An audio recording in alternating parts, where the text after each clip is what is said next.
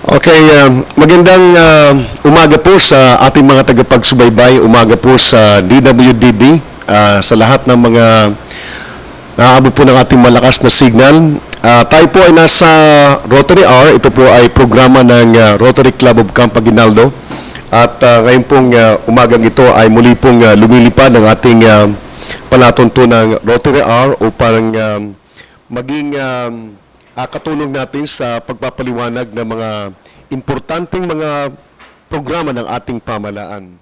At mga kaibigan, ako po si Colonel Jerry Zamudio, past president po ng Rotary Club of Camp Aguinaldo. At kasama ko si past president Beth Directo, nakita ko na, bagong dating lang, mamaya kasama sa magtatanong dito. Ang bisita po natin ngayon mga kaibigan ay napakapalad natin sapagkat talagang ito ay mga iginagalang at mga pinagmamalaki namin sa datang lakas ng Pilipinas sa Department of National Defense. But for this program ay naimbitahan po natin, makakasama natin sa ating programa para makatulong natin sa pagpapaliwanag ng programa po ng ROTC at saka ng Reservist Program. So mga kaibigan, meron po tayong tatlong bisita, no? Unang-una po ay ang director po ng Public Affairs Service ng Department of National Defense. Siya po ay chief ng PAS, no? At graduate din po ng AP Command and General Staff College noong pong class 58, and siya po ay class president and graduate po ng Master in National Security Administration, yung MNSA natin. Class 44 noong 2009, dyan po sa National Defense College of the Philippines. At naging commander din po ng 302nd Infantry Battalion. Ready Reserve rank po niya ay Lieutenant Colonel. At isa pong Career Executive Service eligible, SES Board. At kagaya po ni Ernel Cansari, seso din po yan, sir. At ako ay fortunately nakapasa rin po. Kaya seso tayo, sir. Mga kaibigan, palakpakan po natin si Director Arsenio Andolong. No? At ang pangalawa po nating bisita po ay kilala sapagkat nung panahon ay nagirin po siyang isa sa mga icons po sa public affairs activities natin sapagkat siya po ay isa sa mga respetado at ginagalang po sa AFP. Siya po ay recipient po ng Philippine Highest Military Award for Courage, yung Medal of Valor, no? Siya po ay, kung inyo po natatandaan, ay na-capture po at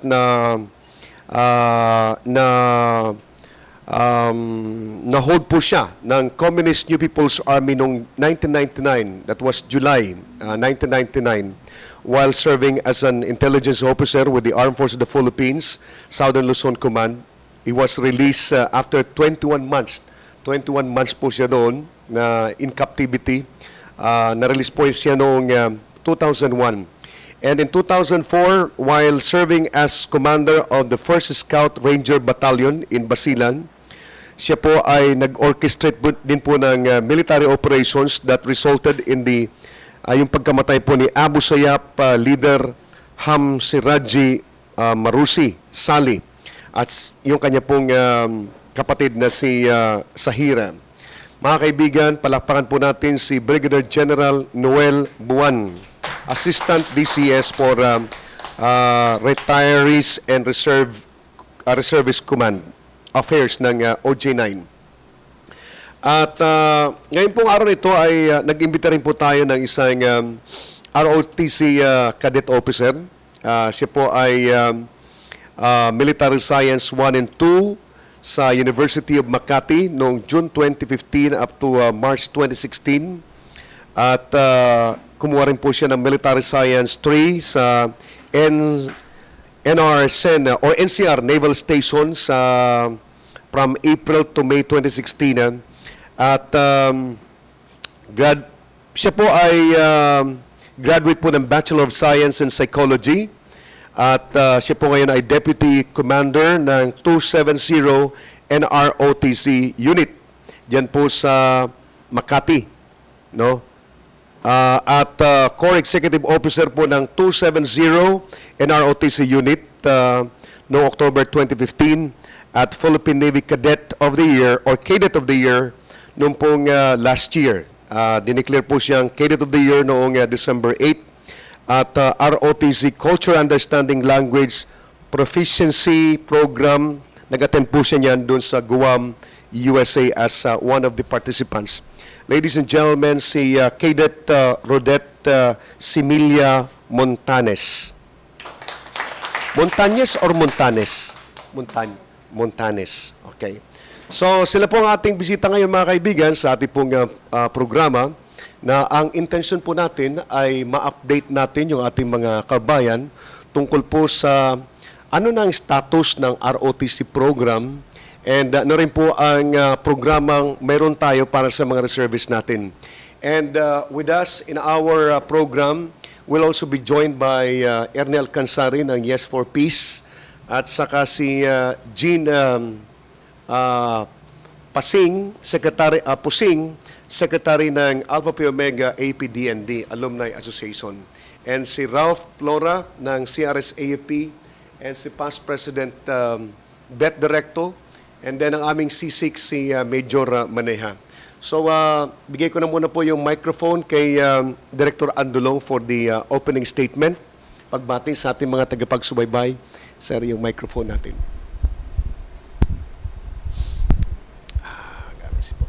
Yes, Colonel Samudio, maraming salamat sa iyong pag-anyaya sa amin dito ngayong umaga.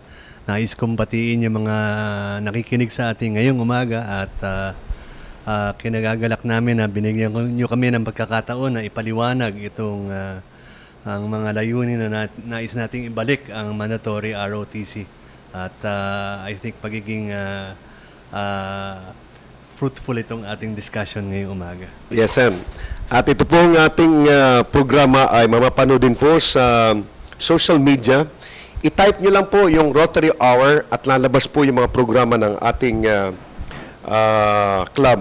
Yung Rotary Hour, yung date para kung gusto nyo makita yung kabuuan ng programa natin ngayong araw na ito. So, si General Buwan, sir, magandang hapon. Umaga pala. Magandang umaga, sir. Wala lang tayong speaker, sir. Ano? But yan po ay magandang umaga po sa ating commander. lahat. In behalf of Commodore Robert Empedrad, ang ating Deputy Chief of Staff for Service and Retired Affairs. Nalulugod po kami, nagpapasalamat sa pag-imbita nyo dito sa ating programa. Ito pong ating, ito yung napapanahon at kailangan po itong ating ROTC at sa service na kailangan po natin. Maraming salamat. And pabatiin ko na rin, sir, si Cadet Montanes. Rodette? Magandang umaga po sa ating lahat. Lugod po kami nagpapasalamat sa inyong pag-imbita sa amin to. Naway maging maganda at maging fruitful po yung pag-uusapan natin about ROTC. Okay, thank you very much. So, sir, talagang ROTC ang pag-uusapan natin una. No? At alam ko po na ito ay in at napapanahon, very timely. Itong topic natin ngayon sapagkat ito ay pinag-uusapan na sa iba't ibang mga radyo, sa TV, at yung mga dating ROTC graduates ay, yung mga dating ROTC students ay excited na rin sila na makita po na ang ROTC program ay magiging mandatory ho na programa sa colleges and sa mga universities. But alam ko mayroong kaunting adjustment na gagawin. So siguro hingin na lang po namin sa inyo yung paliwanag tungkol po sa status po ng implementation ng ROTC program ngayon po na sinusulong po natin.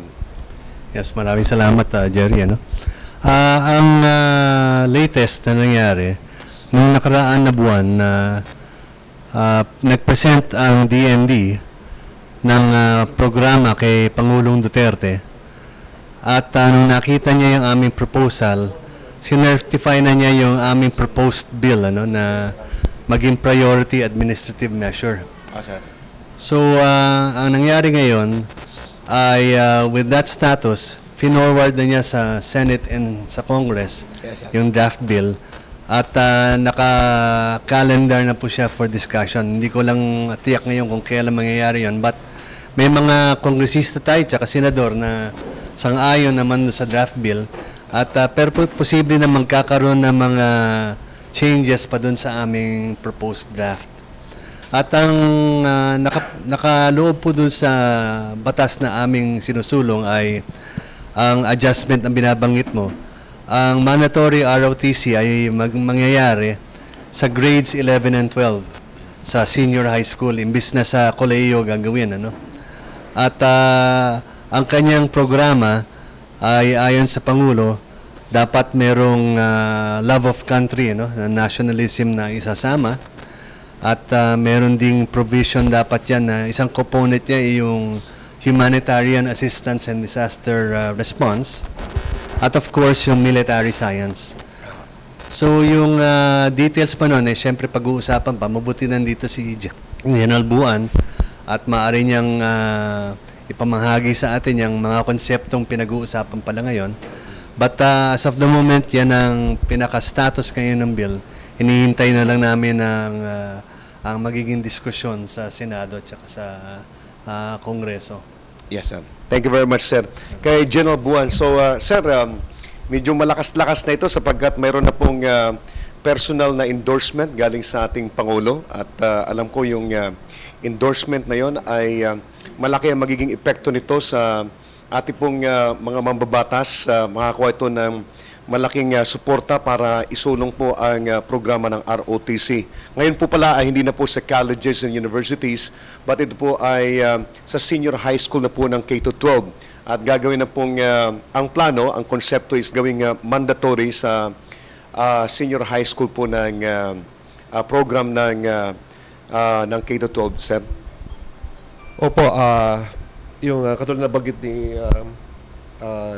ni last po ni Sir Andolong, sir, na regarding this matter. Tama po, after na-endorse po ng ating presidente as a priority and immediate bill po, hindi ako nagkakamali, si Congressman Abo po sa lower house po, in-endorse niya na. And nagkaroon na po ng house bill and supported by other congressmen and women. Katulad po ni na Congresswoman Roman, sina Congressman sa galing po sa iba-ibang dako po ng Pilipinas natin. And of course, sa Senate po, meron din po. Tama po yun, ano? Marami pong feature itong ating itong draft bill na to. Aside from yung pong, of course, babanggitin lang natin yung basic na love of country, yung patriotism, dedication to duties. Of course, it will be more of a, yung tinatawag natin, life skills.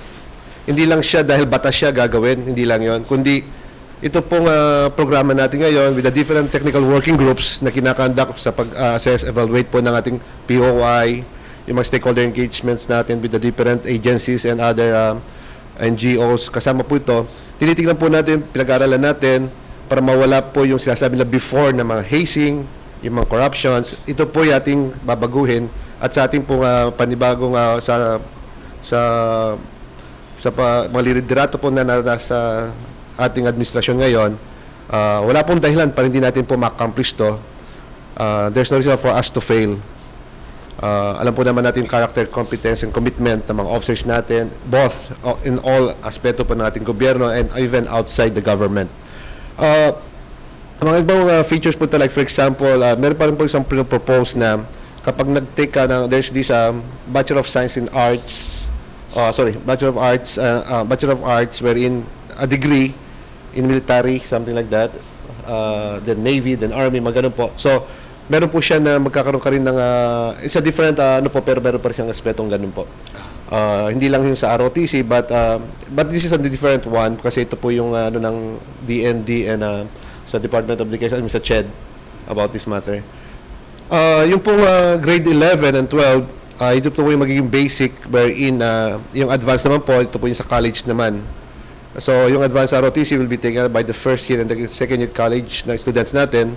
Bakit K-11, 12? Bakit grade senior high school ng 11 and 12? Because doon sa dato o sa statistics, more or less po, pag nag-aaral ang bata, 7 or out of 10 or 3, tatlo lang ang nakakarating ng colleges o ng college. All others, nawawash out sila.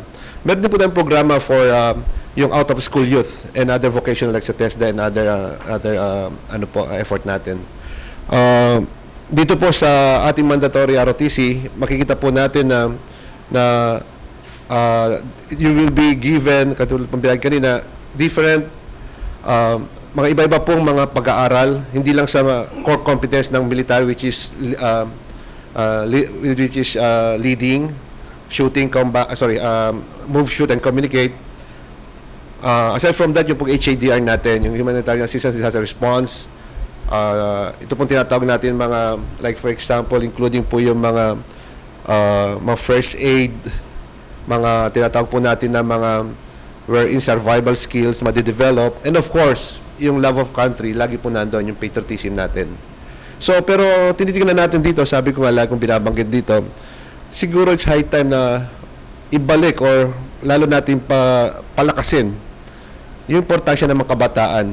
Dapat makita natin sa edad na bata pa, yung Cub Scout po natin, yung Boy Scout natin, and Girl Scout of course, at yung C80 natin, until such time na maging ROTC siya. Napaka-importante po na mula sa pagkabata talaga, dinidevelop na, hinuhubog na. Yes, sir. Thank you very much, sir. So, sa ating cadet na nag-represent ng mga ROTC students ngayon, alam ko kayo ay isang tagumpay ito sa inyong grupo dahil naintindihan namin doon sa mga ROTC students na gusto nyo na ito ay mapalawak yung programa na ito. Dahil kita nyo naman, kayo mismo person na pwede makapag-attest kung ano ang nagagawa sa inyo ng ROTC program, yung disiplina, no? Yung patriotism. Now, may tanong ko lang sa iyo, Rodette. Doon sa mga subjects na kinukuha nyo sa ROTC program ngayon, so magkakaroon tayong programa sa 11 and 12, ano yung mga subjects dito na gusto mo na ma-retain at saka gusto mo na dagdagan para yung patriotism na gusto natin na i-accomplish, gusto natin na ma-achieve ay talagang makuha natin, makamit natin, no? Pagdating kasi sa disiplina, alam ko na yung mga activities natin like for example yung formation, hindi gagalaw yung mga tao, nakatingin ng straight ahead, walang gagalaw. Ito yung mga practical na mga exercises or mga activities na tinitrain natin maging disiplina yung mga bata. But for patriotism, ano mga subjects doon nakita mo dapat nating bigyan pa ng emphasis, i-fortify natin, i-strengthen natin para mas lalong mapalakas yung patriotism ng bawat graduate or estudyante ng ROTC. Yung mga subjects. Yes, sir.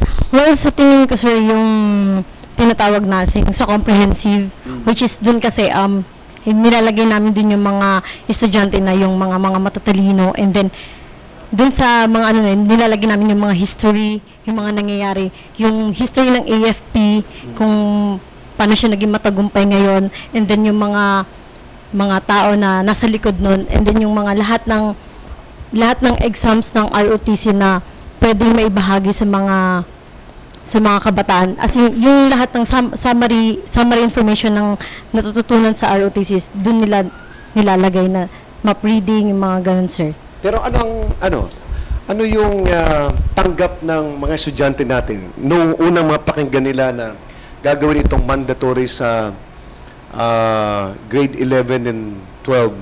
Nung mapakinggan nila ito, ano yung monitoring mo ng acceptance ng mga estudyante sa grounds? Well, nung una, sir, pero medyo nabigla sila kasi 2 years, maraming issues. And then ngayon, nung nakikita na nila sa field yung mga yung na-effort na nakikita nila yung ibang estudyante ng ROTC. And then, kasi sir, may mga competition kaming ginaganap, yung tinatawag na LAGTI, which is nung sa university namin, nung nag-champion kami, parang doon na-boost lalo yung moral ng mga estudyante, ng mga kadete na supportahan yung ROTC. At just nakikita namin na sobrang nag-i-enjoy na sila sa ROTC ngayon. Sa katunayan, sir, yung mga kasamahan namin na nagtuturo ngayon is they are graduate ng basic ROTC last year na bumabalik ngayon sa ROTC para tulungan kami, sir. Okay, very good. So, sir, kay General Buwan, kasi ang malaking challenge ngayon, sir, kapag pinasok natin yung buong senior high school ng 11 at saka ng 12, napakalaki pong population po nito, napakaraming estudyante. So, paano, sir, tutugunan yung requirements in terms of manpower requirements, personal requirements sa magkakandak ng training, sir? Ano yung nasa... Again, tama po yung binanggit nyo. Ano? Kung di ako nagkakamali, noong 2016, there were 1.4 million na grade 11. So, we'd expect ngayong 2017, another 1.4 sabihin natin. So, basically, yun nga. So, with that kind of figure, and every year to, malamang. So, with the different technical working groups na ginagawa ngayon, ina-assess and evaluate yung mga gaps natin in terms of ito nga yung sa manpower ano natin and other things na equipment and other facilities. Meron pong initial directive na pinalabas ang forces natin na yung equipment and facilities and of course yung mga officers and NCOs natin na mag-a-assist and support dun sa ROTC program natin. So basically, kung minsan there were cases before na minsan ginagawa natin, nagka-clustering tayo. So basically, meron din gano'n na posibleng gawin natin. And a typical example siguro, isang konsepto nakita natin yung nangyayari sa Malaysia, wherein, if I'm not mistaken, it was last December, wherein yung Crown Prince ng Malaysia, yung sa State of Palapes, bumisita rito, nakita natin yung mga different head ng schools, mga president sila, are also reservists. Sa atin, kung titingnan natin, yung state university colleges natin, pwede natin siyang parang ganon, wherein ang labas niya, yung school itself will become an affiliated reserve unit. Yung struktura niya, pwedeng built-in na. And of course, we have so many dedicated reservists or what we call mga graduate din natin ng mga ROTC and other inactive regular officers, yung mga nag-retire na, wherein pwede natin, and of course, yung mga ibang civilian natin na mga counterparts na talagang nag-advocate din ng itong tinatawag natin na ROTC. Sir, bagitin ko lang sir regarding sa reservice, may singit lang ako. Marami kasi minsan napapabaya or hindi natin nakikita importansya ng mga reservice o yung lang kawal na tinatawag natin. Lagi natin nakikita yung mga regular officers natin, regular units natin, wherein, kung titignan natin, halos po lahat ng gyera, mula simula hanggang ngayon, even the time of our patriarch fathers, ang ginamit po were reservice o citizen army o citizen armed forces. Pag pinag-aralan po natin, napakalaking magandang insidente po yung nangyari sa Indonesia way back before. Nung panahon po ni former President Sukarno, then General Suharto, nakita po natin doon kung anong ginangyari. It was the reservice ang ginamit po to counter yung that time way back in 1967. Pag tinignan po natin, way back also in Russia, way back noong 18th centuries, makikita po natin na yung Great Army ni Napoleon, nung pinasok ang Russia, 400 strong. Nang ubos po yun, na natira sa less 20,000. Why?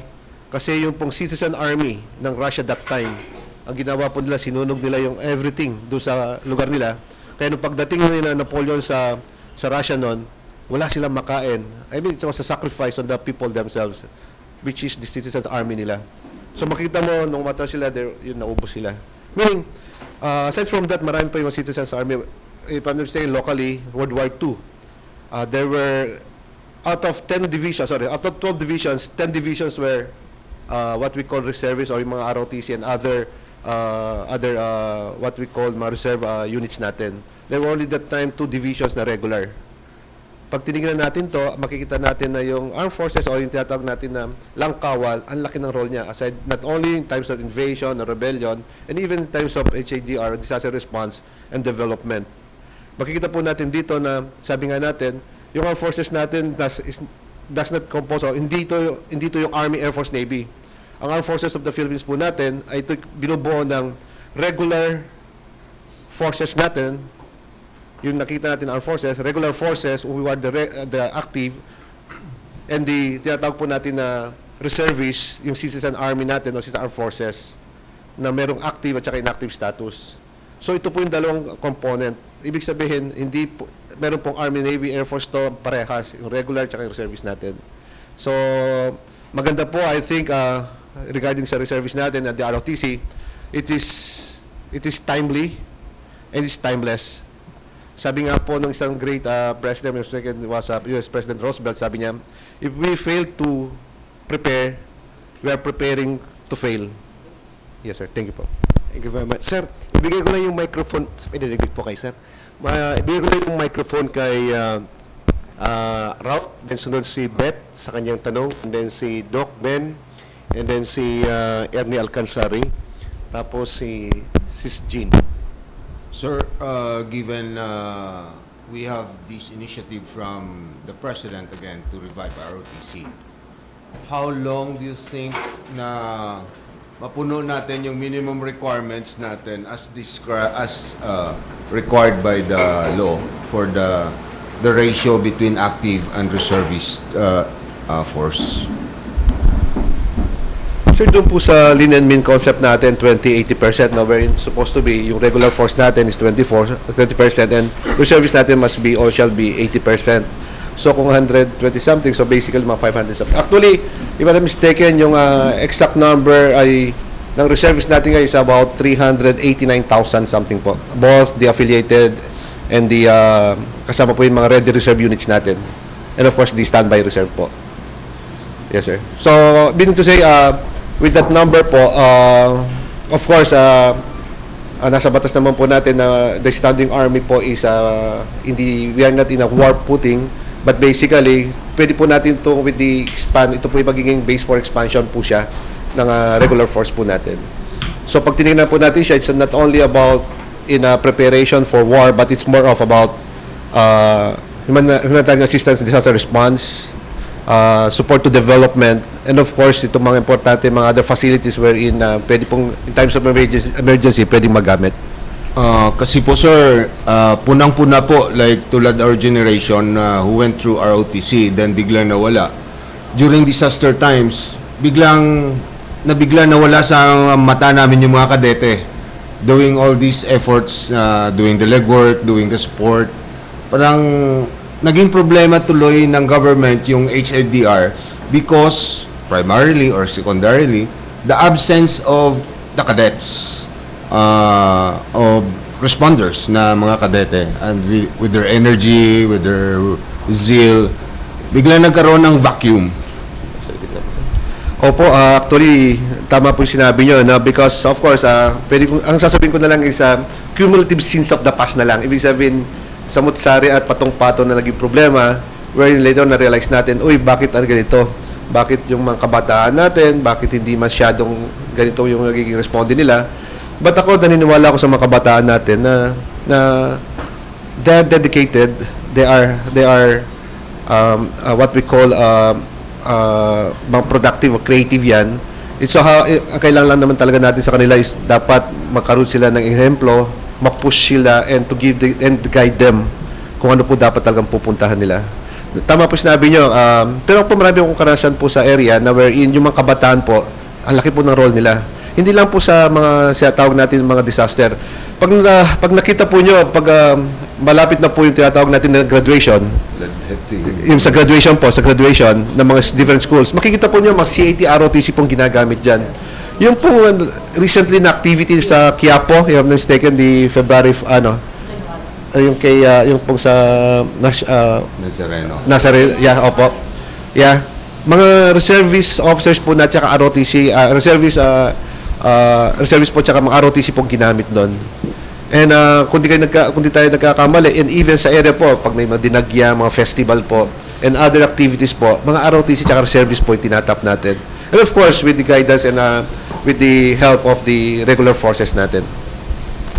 Ang isa pa ho, sir, yung naapektuhan yung existing blood banks natin na mukhang without ready donors, mukhang pakunti ng pakunti, and it affects everybody na who needs blood. Opo, totoo po yan, lalo na pag may malaria tayo. I mean, special sa mga areas, yung mga blood, dengue. Opo.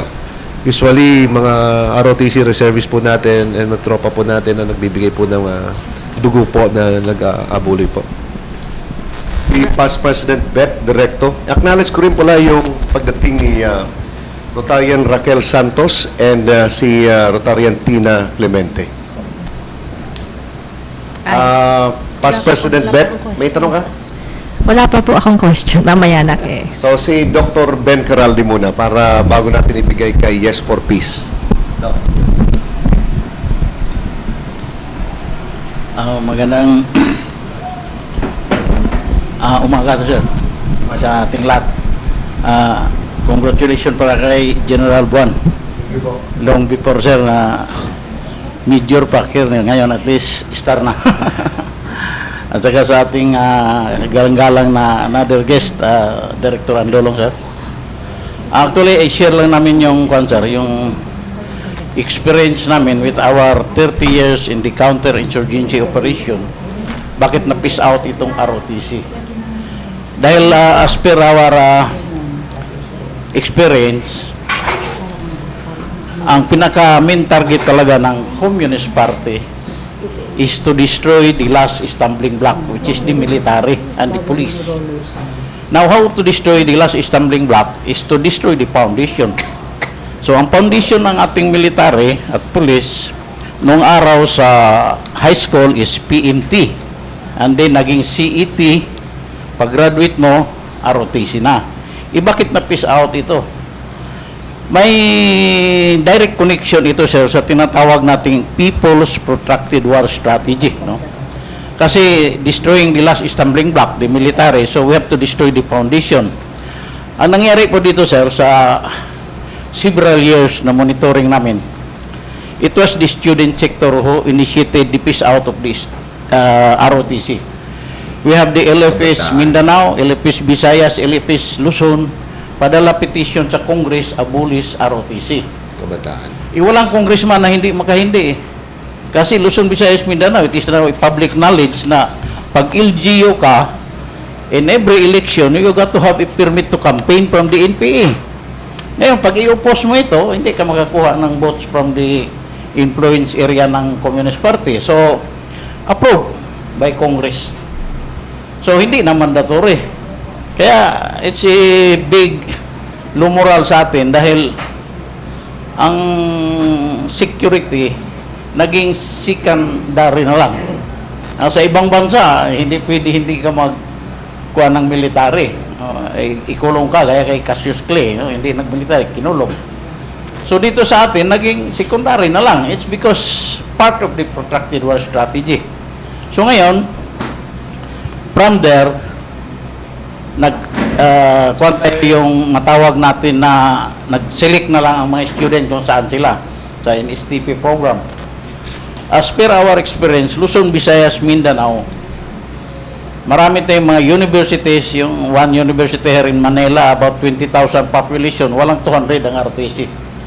Even UP, there was a time, 19 lang ang nag-ROTC. Kaya nga, nakita natin ang big influence. Doon tayo nadali, sir, sa multi-sectoral organization. Kasi diyan tayo medyo nagkakulang. Kasi lahat sila unison sila lahat. From the student sector, LFS, labor sector, teachers, all sectors of our society. So, united yan.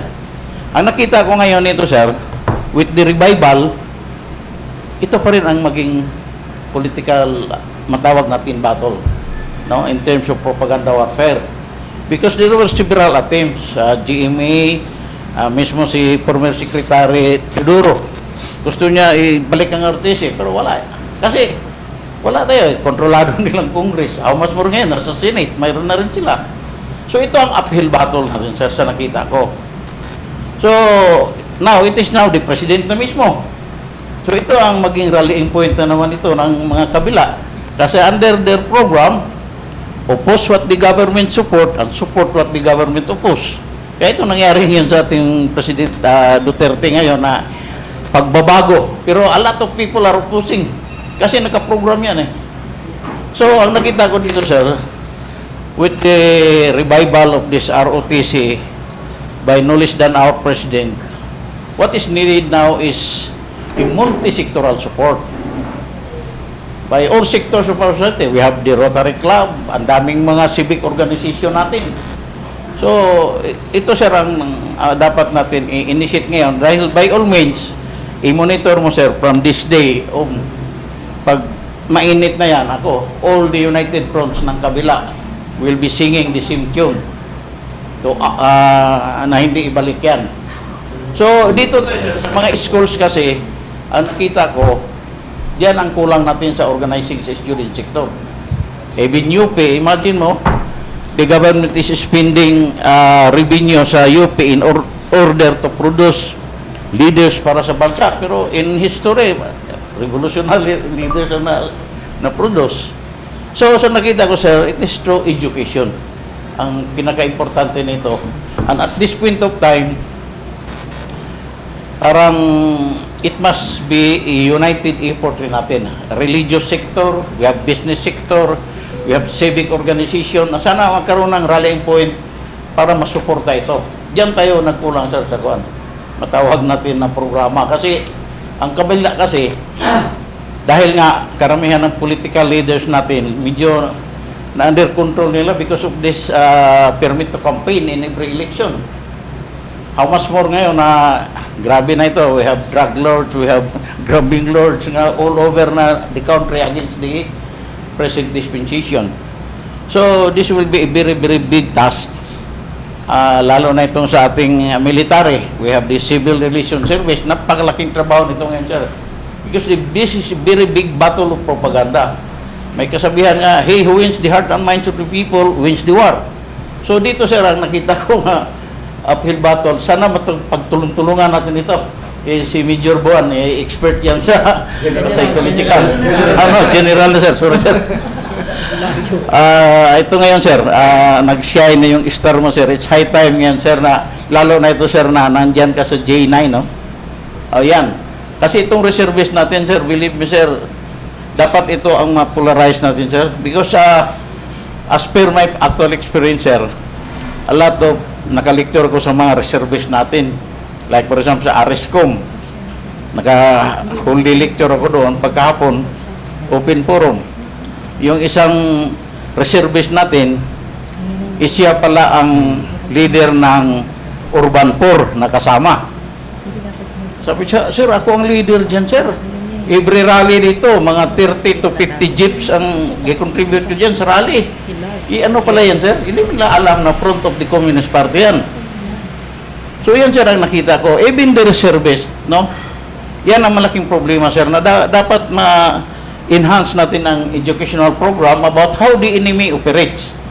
Kasi nakita ko, sir, medyo worried din ako ditong all-out war ng ating presidente. Kasi all-out war, sir, ano gagamitin dyan? It's the military. Sa nakita namin, sir, ang all-out war in terms of armed struggle is a fertilizer to the communist movement. You kill one NPA, 5 anak, 5 kamag-anak, times 10 ang kalaban. So, di-agitate nila yan, sir. In fact, when General Anyo took over, we had a cellphone conversation. I told him, sir, malayo ang 2 buwan itong ceasefire. The communists will terminate. Hindi inabot ng 2 weeks. Terminated. The following day, inambos nilang military. Very kuha ng pagkambos, sir, kasi 26 wounds yung sundalo natin. Parang mutilate talaga nila. Para i-agitate nila ang presidente. Pagdating ni presidente sa Port ID, on that day, orderin siya na termination of ceasefire, full military operation. So yan ang nakita ko na dapat doon sa ating Upland Bayanihan, maganda yan, sir, kasi from the tactical mentality, nag-shift tayo to the psychological warfare using the stakeholders, no? So, yan sila ang nakita ko lang na we got to continue dahil, believe me, sir, from this day on, pag i-post na yan, the same tune, ang United Front ng Communist Party, at saka ang medyo delikado, sir, because they are now within the government. And the enemy within the government is more dangerous than from outside. So, yan lang ang nakita namin, sir, na we will not lay down our guard, but we got to continue this through education. Yun lang, sir, ang background na i-share ko, sir. Masyado malalim yung pananaw ni Dr. Ben Caralde. But tama yun na ito yung pagkakataon siguro na malaban din natin sa Department of National Defense kung paano i-handle itong malaking challenge nito. Dahil recognize nga naman natin yung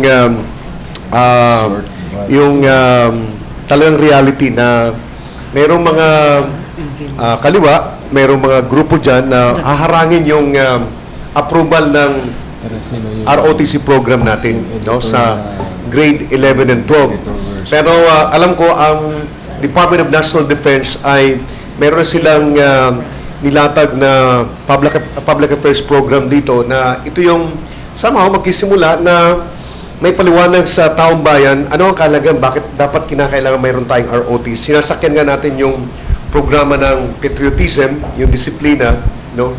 At sa ngayon, medyo naka-take off na sila, sir, doon sa kanilang public affairs campaign, di ba, sir? Yung may uling nga kayo, sir, eh. Yung challenge, uling challenge nga, sir, eh. Sir, pwedeng manggaling po sa inyo kung ano po ang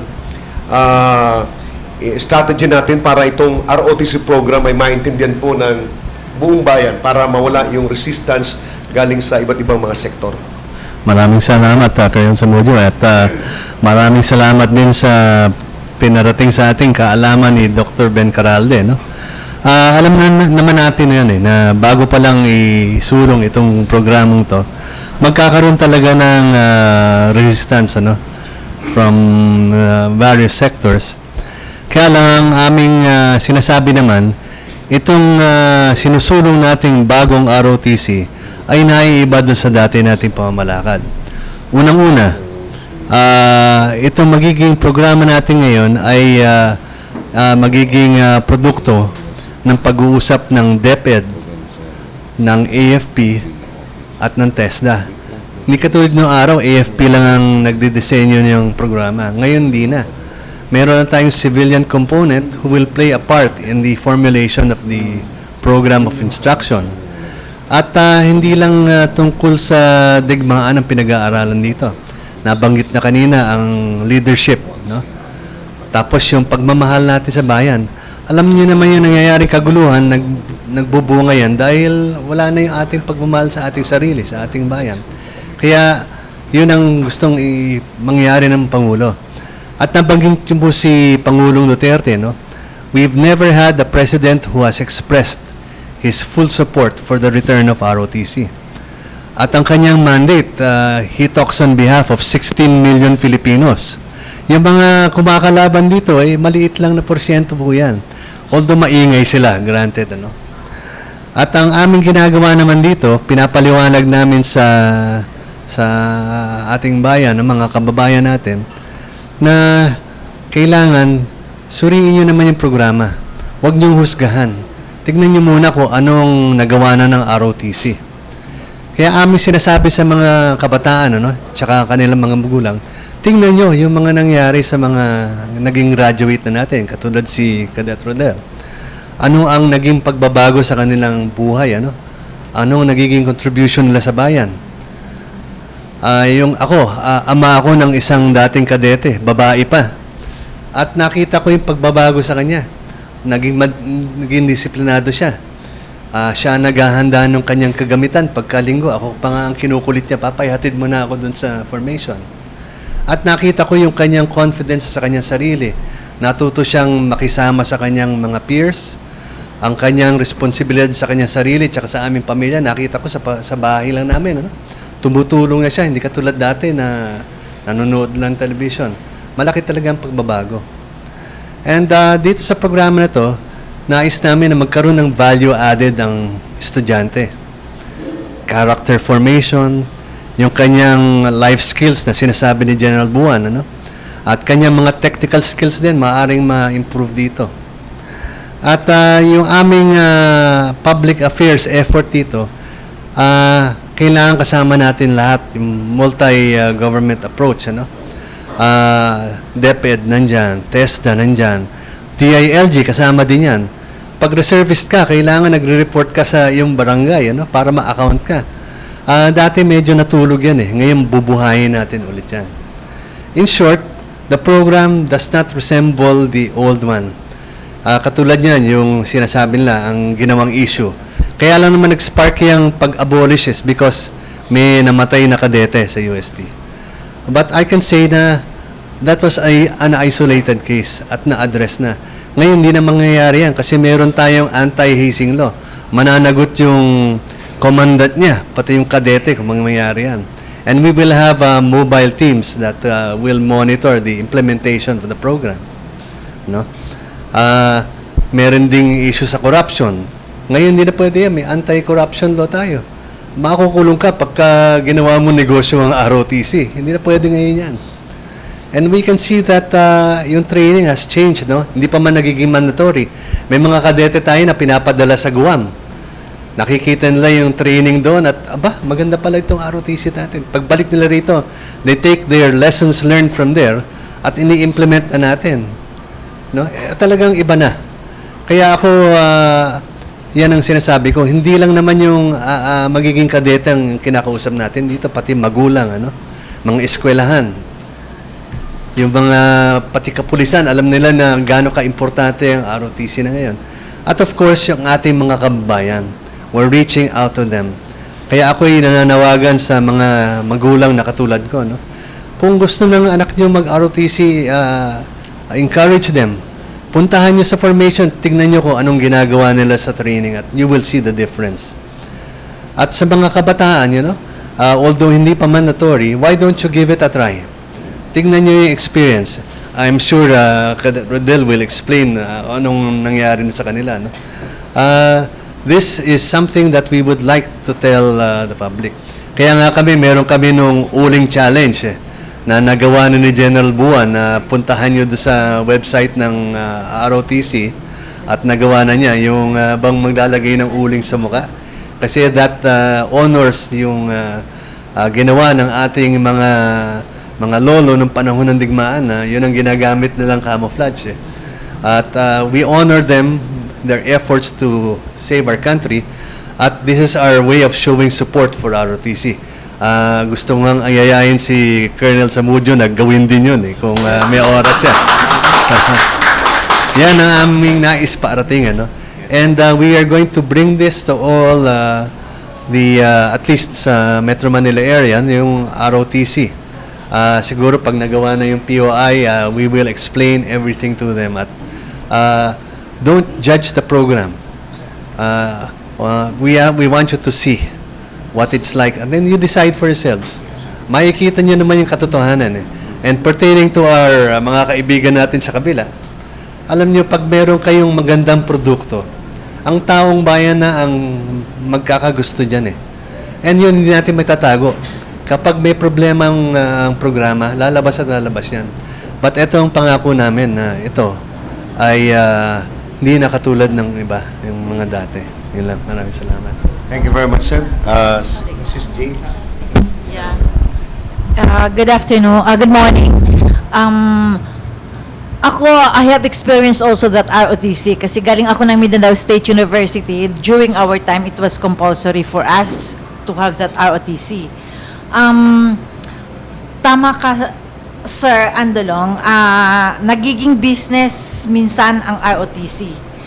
Yeah. During our time, pag hindi kami mag-attend ng ROTC kasi sometimes, kasi MSU is so far from Iligan, so bababa kami, sasabihin namin sa officer, sige, we will pay this, kung hindi kami mag-attend. So it was really business. So parang wala sa mind namin yung ROTC. What is really ROTC? Wala sa amin. We just join ROTC just to graduate because it is compulsory for us to do that. So, siguro may kulang, malaki ang kulang, bakit kami nag-join ng ROTC. Para sa akin, ROTC during that time, nag-attend lang ako dahil compulsory nga, hindi ako makagraduate pag hindi ako mag-attend yan. So, sometimes, during yung allowance namin kasi we are all scholars there, nagdepende lang kami sa allowance ng school. Pag may allowance, magkakayayaan, baba tayo ng Iligan City. So, hindi kami mag-attend ng ROTC kasi ROTC is taken on Sundays, di ba? Yan lang ang namin. Bababa kami roon, magbabayad kami. So, it's more on business. We don't know what is ROTC really. We just follow. So, paano mo magagawa yun, sir? Sus. Mawawala yan sa universities, yung ganyan. Ma'am, maraming salamat sa tanong nyo. Ma'am, katulad sinabi kanina ni Director Andolong, ako very optimistic po ako. Very optimistic ako kasi Pilipino tayo. Yung po mga sinabi niyo yan, totoo po, no? Totoo. There were cases like that. But sa ating ginagawa po ngayon, sa ating pag-aaral po, lahat po ng gaps na nakikita natin, binibigyan pansin po natin. There were several technical working groups doing these things. Lahat po binubusisi, tinitingnan. At makikita na po natin na yung ating ginagawa rito, at the end of the day, magkaroon tayo ng lagom dito. Of course, yung pagtatasa, yung pag-analyze, then paglalagom po, then will be the total assessment natin. And of course, may evaluation pa po rin naman to, validation. Ako, very optimistic. Marami na po tayong mga measures. Last 2 weeks ago, nagkaroon po tayo ng national, if I'm saying, it's the first national ROTC Corps Commander Summit. Yung pong different, there were, I can't remember the exact number, but there were several Corps Commanders, and including second-class cadets, na umattend po dito sa Manila, coming from Luzon, Visayas, and Mindanao, at nagkaroon po tayo ng manifesto wherein they sign. May pinirmahan po sila about sa hazing and corruption. No to hazing, no to corruption. Sa level po ng mga ROTC cadets natin yon. And of course, meron din po tayo sa reservists natin wherein to support the ROTC, yung effort nilang ganon. Meron po tayong ibang ginagawa ngayon. Like for example, yung tinitingnan po natin right now, if I'm mistaken, or last, nung time pa po ni Sir Admiral Enriquez, the former J9, nagkaroon po tayong mga directives, policy, pababa po, na binabanggit po yung Parent-Teacher Association. Nakataya po siya sa Corps Commander, sa mga cadets, and including yung sa administrators po natin, mga CDCs, RCDGs. So basically, nandun na po, kasi dati kasi puro kadete lang po. Yung hazing po kasi nangyari sa hazing within cadet to cadet eh. Pero since will be involved na pong parents, involved na pong school, involved na po yung mga administrators natin, of course the CDGs. So, and katulad sabi kanina, yung multi-sectoral approach natin, na binabanggit po ni Dr. Calde, and so napakaganda po.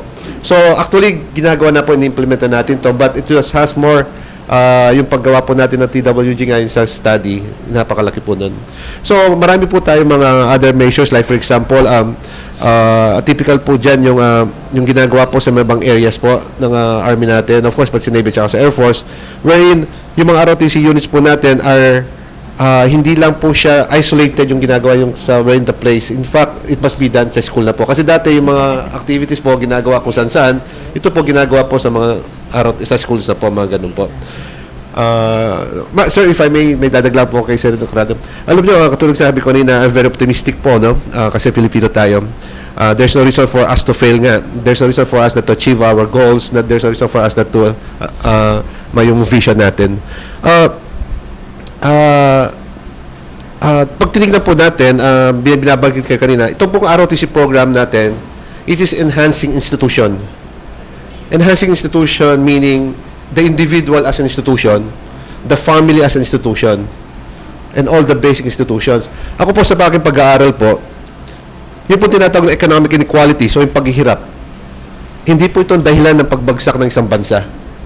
Same thing yung political immaturity, o yung sinasabi nila serbisyo ng gobyerno, hindi nabibigay sa sambayanan, hindi rin po itong dahilan. At hindi rin po totoo na ang dahilan ng pagbagsak ng isang bansa dahil sa mga tinatawag na social injustices o yung mga karapatan o yung mga tinatawag natin mga injustices na ginawa. Hindi po yon. Ang talagang pagbagsak po ng isang bansa ay pagbagsak ng mga basic institutions. Institutions like the family, the individual. Pag pinag-aralan po natin ang Russia, ang unang bumigay po yung Navy, sumunod ang armed forces nila, take over po ang Menshevik, take over po ang Bolshevik, take over po sina Lenin. Same thing sa China, nawala po yung family. Sa Cuba, nawala po yung church as institution, and the tinatawag mo na business sector. Kaya, napaka-importante po yung family, yung basic institution which is the family, yung tanay, tatay, yung anak, na dapat ma-enhance po. Dapat madagdagan po natin yung socio-cultural na aspeto, and of course, yung spirituality, wherein yung economic kasi kung minsan sinasagot natin yung sasabi ni Marx so naging ganun solusyon natin. But yung socio-cultural kung minsan yung kulang. And this, ginagawa po natin sa ROTC, this is enhancing institutions. In-enhance natin yung tao as an individual, in-enhance po natin yung family also with this ROTC po. So ROTC is not just batas, etc., kundi ito po yung way of life. Parang ganun po. Thank you. Si Ernel Cansara, sir. Nakakatawa naman. Nakakatuwa naman po yung mga nadinig ko galing kay Director Andulong sa kay General Buwan. Sana po totoo na hindi po yung ROTC noon ang ROTC ngayon. Kasi noon po, aamin na po ako. Ako po yung nag-head ng walkout ng UP, sa UP ROTC. Sana ho. Dahil pinagagapan ba naman kami sa asfalto ng alas 3 ng hapon eh. Sabi nun, kahit sa urban guerrilla warfare, hindi mangyayari ang gagapan ka sa asfalto. Kasi nandun sa taas yung kalaban mo, patay ka pag umapang ka. Anyway, isa yun sa buog ng ROTC sa Pilipinas, yung UP Vanguard, na itumba namin sila. Wala sila nagawa. Pagka the following year, wala nang remedial ROTC sa summer ng UP. Lahat sa Fort Bonifacio lang. Tapos nag-going down, nawala, nabura ang ROTC. Pero, Doc Caralde, hindi po ako pumayag na magamit yung aming grupo para labanan yung gobyerno. Ang sinasabi lang namin noon, sabi ni Marcos, presidente siya, martial law has been lifted. Ang sabi ng kaliwa, typical, the lifting of martial law is farcical. Sabi namin, kaya nga namin ginagawa ito to prove that martial law has indeed been lifted. If not, farcical. Pero hindi kami sasama sa inyo para mag first quarter storm ulit tayo sa University Avenue.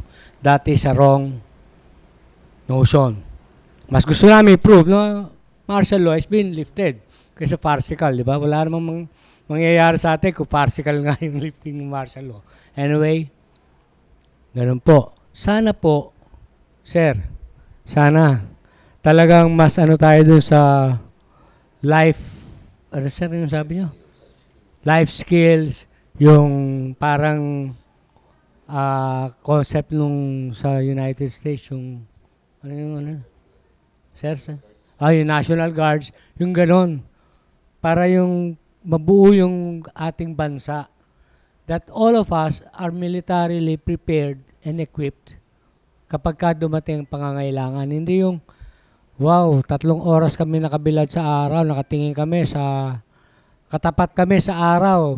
Sabi ni Colonel Samudio, pagdidisiplina daw yon. Sabi ko, hindi yata ganun yun. Hindi yata ganun ang pagdidisiplina. Pagdidisiplina ng tao, mas maganda yung meron silang common na pupuntahan at may resulta yung ginagawa nila para sa bayan. Lahat naman siguro tayo, mahal natin ang bayan. Diba? Kay komunista, kay doktor, kay kahit ano, lahat tayo mahal natin bayan. Sana yung ROTC, sir, ngayon, maging daan para ma-enhance talaga yung love of country. Tapos, sir, may nabanggit kayo, General Buwan. Ano yung sinasabi niyong parang BS, Military Science, ano yun? Meron pong propose na yung pong, actually this still ongoing pa po, no? Sa concept po wherein yung military science po, I mean yung, it will be a magiging Bachelor of Arts or Bachelor of Science, yung in particular sa military, parang ganun po. Just like yung sa PMA po. But this one is sa ROTC na po. I mean sa colleges, universities and colleges. So nakataya po ito doon sa ROTC, parang ganun po. So meron ko propose pa lang po yan. Pinag-uusapan po sa ano po ito, sa CHED po tsaka sa DND po. Okay, sir, isang tanong na lang bago tayo magpaalam because inabot na po tayo ng panahon. Ralph? Sir, it's the new salability yung narinig namin ngayon from you, life skills. Kasi arguments range around, umiikot lang yun, nationalism, preparedness, HADR. But this new concept of life skills, and ROTC as an institution that nurtures the our children, napakagandang marketability hook to for the parents. Kasi usually number one natin makikita din na number one mababump off are the parents, additional cost, additional expenses for the weekends. But if you can tell them na life skills of your children will be enhanced, these are what's being called for sa panahon ngayon with all the threats, internal, external, technology, weather, and etc. Napakaganda to siya i-develop siguro sa communications natin, sir. Na ROTC is not just about military training and discipline. It's all about life skills. Okay, thank you very much, Ralph. Mga kaibigan, tayo po ay inabot na po ng panahon sa ating palatuntunan. 1 oras lang po yung ating Rotary Hour. At ito po ay napapakinggan sa DWDD Armed Forces Radio every 11 to 12 Thursday sa ating station. And then, part of the program ay piniplay din po natin sa Radyo ng Bayan doon sa ating 9 to 10 in the morning na program Saturday, no? At sa YouTube naman ho, just type ho yung Rotary R at saka yung date, yung ROTC, at makikita niyo na po yung kompletong material. So, tayo po magpapaalam na ho. Parting statement na lang. Sir, bago namin bigay sa inyo ay announcement galing sa Rotary Club of Camp Aguinaldo kay past President Beth Directo for the Rotary Club of Camp Aguinaldo's activities. Ano po, kakaroon po tayo ng joint project with the City of Quezon City and Quezon City Veterinarian's Office na sa anti-rabies program po. Bibigyan natin ng rabies shots ang payatas A, B, and C. So, in partnership din po ito. So, hopefully with NCRCOM if it pushes through sa NCRCOM. Activities ng Bantay Bayan? Actually, itong Bantay Bayan isang non-government organization. We are more on the program of educating the people, no? Like for example, with this present situation, revival of ROTC, we have Speakers Bureau to share our experiences of what had happened before. So we feel that we got to continue our educational program. Thank you very much. At ngayon pong araw ay anniversary po ng APO APDND. So si Sis Gina ay may announcement sa mga activities natin. Ang APO APDND ay magiging katuwang natin para ating maikalat yung ating ROTC program sa mga colleges and universities, including yung mga peace program ng ating pamahalaan. Yes, good morning. Today marks the 5th anniversary of APO AFPD and the Alumni Association. We have our program, 5:15, we have the Mass at St. Ignatius. And at 6:30 to 7 p.m., we have our Bodel fight. You are all invited, sir. And after our Bodel fight, we have election of officers and then video okay onwards. Thank you very much. Yes for Peace. Ang Yes for Peace po ay implement ng Department of Education. Pina-finalize na po yung kanyang memorandum this July until September. Ang target po ay mga 30 million na Filipinos na magsisignify na itigil na ang gera para magamit na sa social services ang ating pondo. Dito mag-usap sa Pilipinas, imbis na sa abroad, dahil 30 taon na sila nag-uusap doon, wala pa rin nangyayari. At kung payag para maamyendahan ang ating konstitusyon at mga batas para umayon ito sa mga final peace agreements and not the other way around. Total, nag-initiate naman ng constitutional amendments ang ating Pangulo. Okay. 30 million, doable po kasi 18.4 ang estudyante from grade 4 to grade 11. Pag-uwi sila ng Tagalawa, that will give us 55.2 million. Ang passing po sa DepEd is 75. Yung 30% po, yung 30 million ay 60% lang po. Okay. Thank you very much. At mabilisan, Yeah. kay Tina. We will also, Rotary Club of Campo Aguinaldo also, together with CRS and DWWD, we will be with General Carolina this March 31 from 8 a.m. to 4 p.m. Magbibigay po tayo ng mga free reading glasses to all the veterans and the employees at PVAL. And we'll be giving away also 200 packs of arroz caldo from Robert Camba Catering. Thank you very much. And parting statement sa ating mga ROTC cadets. Yung graduate na si Lady. Batiin mo yung mga ROTC graduates na. Hello everyone, I am Airwoman na po. Lady Stephanie Bernardo, I was the former Deputy Corps Commander ng ROTC sa Palawan. First batch din po kami nang pumunta sa Guam. I would like to encourage lahat ng mga estudyante na suportahan yung ROTC kasi napakaganda po ng may tutulong nito sa atin.